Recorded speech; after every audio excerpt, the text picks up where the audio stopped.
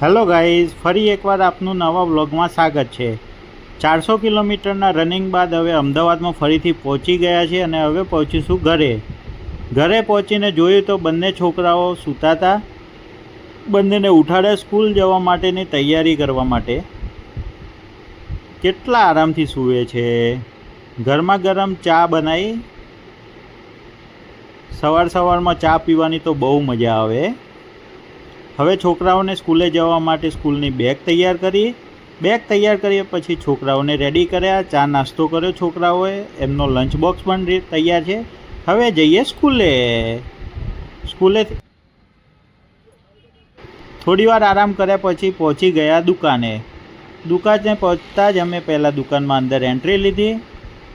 Entry લઈ ભગવાનના દર્શન કરી, શુભ શરૂઆત કરી। એના પછી જોયું તો આજે બહુ કામ હતું નહીં, તો અમારા પાર્થભાઈ જે અમારે કાર ઇમોમાં લઈને જવાની છે એની તૈયારી કરી રહ્યા છે।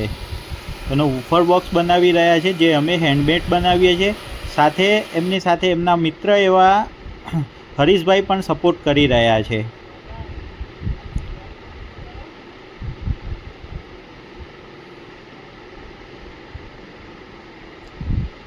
દુકાને થોડી વાર બેઠા પછી પાર્સલ આવે છે, તો પાર્સલ ખોલીને અમે ચેક કરીએ છીએ, જેમાં અમારું ડીએસપી રિસીવ થાય છે। આ ડીએસપી અમે થોડા દિવસની અંદર અમારી કાર ઓરાની અંદર લગાવવા જઈ રહ્યા છે, સાઉન્ડ સિસ્ટમ અપગ્રેડ કરવા માટે, જેની વોઇસ ક્લિયરિટી પણ તમને સંભળાવીશું। હરીશભાઈ અને પાર્થભાઈ ચાની મજા લેતા હતા, સાથે સાથે હવે આગળ શું કામ કરવું એ પણ પ્લાનિંગ કરી રહ્યા હતા। પાર્થભાઈ અમારા હંમેશા હસતા જ રહે છે। જુઓ તમે, એમને ક્યારેય તમે ઉદાસ નહીં જુઓ, એમના ચહેરા ઉપર સદાય સ્માઇલ હોય છે। જેઓ અમારા ત્યાં ફિટિંગનું કામ કરતા હોય છે। ઘરે આવ્યા બાદ નીચે બેસવા જઈએ, ત્યાં નીચે બેસીએ મિત્રો સાથે, ત્યાં દુનિયાભરની આખા દિવસના જે પણ બનાવો હોય એ જાણવા મળે।